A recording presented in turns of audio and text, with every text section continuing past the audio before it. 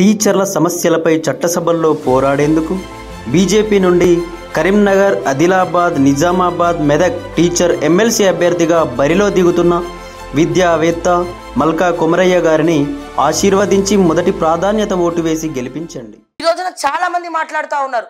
ఏం మాట్లాడుతూ ఉన్నారు? కాంగ్రెస్ పార్టీ అధికారంలోకి రావాలంటే యూట్యూబ్ ఛానల్సే కారణము.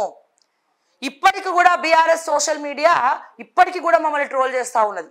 ఇప్పటికి కూడా స్టిల్. కానీ ఒకటి ఆలోచించండి, మేము ఎక్కడా కూడా బీఆర్ఎస్ యొక్క అప్పటి గవర్నమెంట్లో ఉన్నటువంటి వైఫల్యాలను, అవినీతిని ఎత్తి చూపించినాం. నేనైతే ఇప్పుడు కూడా అదే పాత్రను పోషిస్తున్నా. ఇప్పుడు ఈ ప్రభుత్వం యొక్క ఇవి కూడా చూపించడం జరుగుతుంది. అప్పుడు ముందే చెప్పినాం కేసీఆర్ గారికి, ఏమని, మీరు పార్టీలో టికెట్లు మార్చకపోతే మీరు అధికారంలోకి రారు. మొన్న కూడా ఎవడో నా వీడియో పెట్టి బీఆర్ఎస్ సోషల్ మీడియాలో ట్రోల్ చేస్తూ ఉన్నాడు.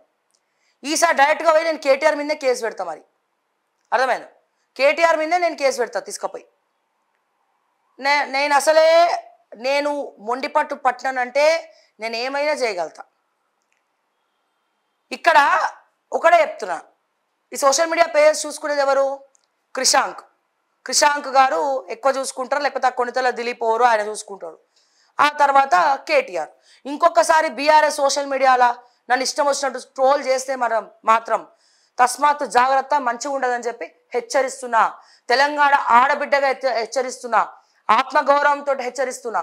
ఇది మాత్రం గుర్తుపెట్టుకుంటే బీఆర్ఎస్ వాళ్ళకి, బీఆర్ఎస్ సోషల్ మీడియాకి చాలా మంచిది. ఎందుకంటే నిస్వార్థంగా ఏ పార్టీ స్టాండ్ లేకుండా గర్వంగా చెప్పుకుంటా. ఇప్పటి వరకు ఏ పార్టీ స్టాండ్ లేకున్నా, బీఆర్ఎస్ స్టాండ్ లేకున్నా, బీజేపీ స్టాండ్ లేకున్నా, కాంగ్రెస్ స్టాండ్ లేకుండా నిస్వార్థంగా, నిక్కచ్చిగా, నిస్వార్థంగా పనిచేస్తున్నా నేను.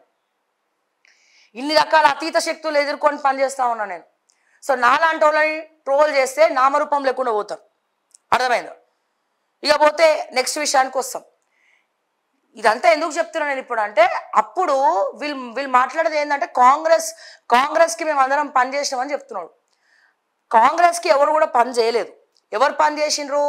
సోకాల్డ్ తీన్మార్ మల్లన్న అనే వ్యక్తి, సోకాల్డ్ తొలి వెలుగు రఘు అనే వ్యక్తి, వాళ్ళిద్దరు పని చేసినారు. ఒకడికి ఎన్ని ఇచ్చిరో నేను స్పెషల్గా చెప్పక్కర్లే. మిగతా యూట్యూబ్ ఛానల్స్ అందరూ కూడా రేవంత్ రెడ్డికి పూచిక పుల్లతో సమానము, గొట్టంగాలతో సమానం. ఒక తీన్మార్ మల్లన్న, రఘు తప్ప మిగతా వాళ్ళందరూ గొట్టంగాలతో సమానం. అంతకుముందు ఎప్పుడు కూడా కాంగ్రెస్లో ఒక పైసా తీయలేదు, ఏ యూట్యూబ్ ఛానల్కి కూడా ఇయ్యలేదు. నిస్వార్థంగా మేము ఉన్నది ఉన్నట్టు చెప్పినాం, వెలికి తీసినాం. అర్థమైందా? వాళ్ళ దరిద్రానికి మీ దరిద్రానికి వాళ్ళు ఏం చేస్తారు? బీజేపీలో ఒకవేళ బండి సంజయ్ మారకపోయి ఉంటే, బీజేపీలో బండి సంజయ్ గారు కనుక మారకపోయి ఉంటే, బండి సంజయ్ ఆధ్వర్యంలో బీజేపీ అధికారంలోకి వచ్చేదేమో. ఇలా బండి సంజయ్ మార్పు రేవంత్ రెడ్డికి నక్కతో కందొక్కినట్టు ఉంది పరిస్థితి. రేవంత్ రెడ్డికి కలిసి వచ్చింది. ఇక ఉన్నమాట చెప్తే ఉల్కెక్కువ అంటే అనవసరంగా తిట్టిపించుకుంటారు. మరి ఇప్పుడిప్పుడే జర మీకు సపోర్ట్ చేస్తూ ఉన్నాం. ఈ సపోర్టింగ్ టైంలో అనవసరంగా నాతో పంచాయతీ పెట్టుకుంటే మాత్రం నేను ఏం చేస్తున్నానో నాకే తెలియదు, ముందే చెప్తున్నా. అర్థమైందా? సో ఇక్కడ ఏమైపోయిందంటే, అప్పుడు కూడా వైఫల్యాలని ఎత్తి చూపించినాం, ఇప్పుడు కూడా వైఫల్యాలని ఎత్తి చూపిస్తున్నా. అర్థమైందా? మీ బీఆర్ఎస్ సోషల్ మీడియా చేయనిది కూడా నేను చేస్తూ ఉన్నా. ఇంకా పుక్కట్ల నా వీడియోలు కూడా మీరు వాడుకుంటా ఉన్నారు. ఏవి? నేను చేసిన కంటెంట్స్ పోయి వాడుకుంటా ఉన్నారు. ఇక మళ్ళీ మాట్లాడితే మళ్ళీ అనవసరంగా మీకే ఇన్సల్ట్, మీకే పరువు అవుతుంది, మీకే ఎవరికో ఇస్తారు కదా నెంబర్ 1 ఛానల్కి పైసలు, ఆ కేటీఆర్ ఇచ్చి అందరికి వాళ్ళకింత పంచు వీళ్ళకింత పంచు అని చెప్తున్నాడు కదా. సో ఫస్ట్ వాళ్ళు ఏం చేస్తున్నారు, వాళ్ళు ఏడ తగలేస్తున్నారు పైసలు తీసుకుపోయి, అది ఎంక్వైరీ చేసుకోమని చెప్పండి. ఆ తర్వాత మాలాంటి వాళ్ళ వీడియోలను ట్రోల్ చేయొచ్చు.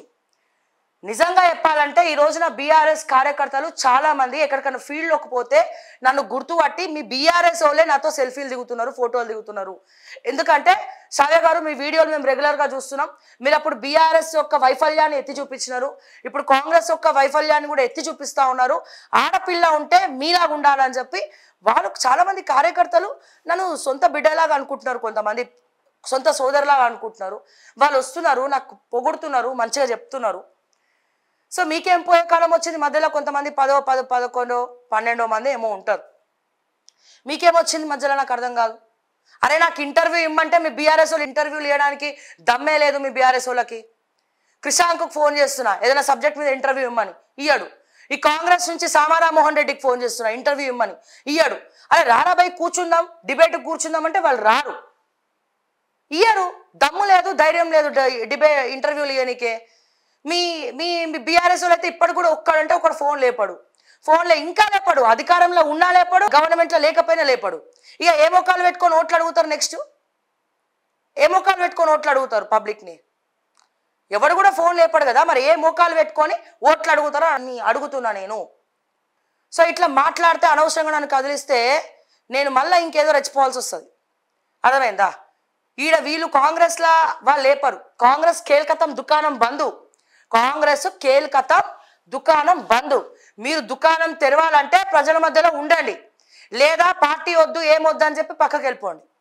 అంతేగాని తెలంగాణ వాళ్ళతో ఆడుకుంటాం, మేము ఎవరి ఫోన్లు లేపం, నీతి సూక్తులు చెప్తాం, సోషల్ మీడియాలో ట్రోల్ చేస్తామంటే తస్మాత్ జాగ్రత్త. నేను కూడా ఇదే తెలంగాణ గడ్డల పుట్టిన బిడ్డ,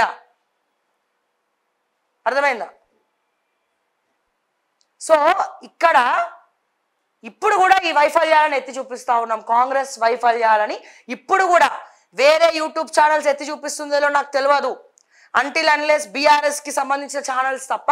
నేనైతే న్యూట్రల్గా నా పని నేను చేసుకుంటూ వెళ్ళిపోతా ఉన్నా, ప్రజల పక్షాన మాట్లాడుతున్నా, ప్రజల పక్షాన కొట్లాడుతున్నా. కాంగ్రెస్ పార్టీ యూట్యూబ్ ఛానల్స్ వల్ల గెలిచింది అంటున్నారు. యూట్యూబ్ ఛానల్స్ వల్ల ఎందుకు గెలిచింది? బీఆర్ఎస్ యొక్క వైఫల్యాలను మేము ఎత్తి చూపించినాం. అది రేవంత్ రెడ్డికి బెల్లంగడ్డ దొరికినట్టు దొరికింది. బండి సంజయ్ని మార్చడం వల్ల రేవంత్ రెడ్డికి బెల్లంగడ్డ దొరికినట్టు దొరికింది. బండి సంజయ్ గారిని మార్చకపోయి ఉంటే ఈ రోజున 40 మంది ఎమ్మెల్యేలన్నా బీజేపీలో గెలుస్తుండేనేమో, ఖచ్చితంగా గెలిచేది. బండి సంజయ్ ముఖ్యమంత్రి అవుతుండే. సో ఇట్లా వీళ్ళకి కలిసి వచ్చింది, అది రేవంత్ రెడ్డి గారికి కలిసి వచ్చింది, అక్కతో కొక్కినాడు తప్ప. ఏ యూట్యూబ్ ఛానల్స్ ఎవరైతే పనిచేసిండో వేరే వాళ్ళని మీరు వాళ్ళని ట్రోల్ చేసుకోండి. ఒక రూపాయి ఇచ్చింది లేదు, సచ్చింది లేదు ఇప్పటిదాకా ఏ పార్టీ ఓడు. ఇష్టం వచ్చినట్టు మాట్లాడుకుంటూ పోతా ఉన్నారు, ఓకేనా? అండ్ ముఖ్యంగా ఇప్పుడు ఇదంతా ఎందుకు చెప్తున్నానంటే, మీరు ఏదో ట్రోల్ చేస్తున్నానో ఇంకా దేనికో చేస్తున్నారని కాదు. ముందుగా మీరు మాట్లాడాల్సింది ప్రజా సమస్యలు గాలికి వదిలేసినారు, దాని గురించి మాట్లాడండి.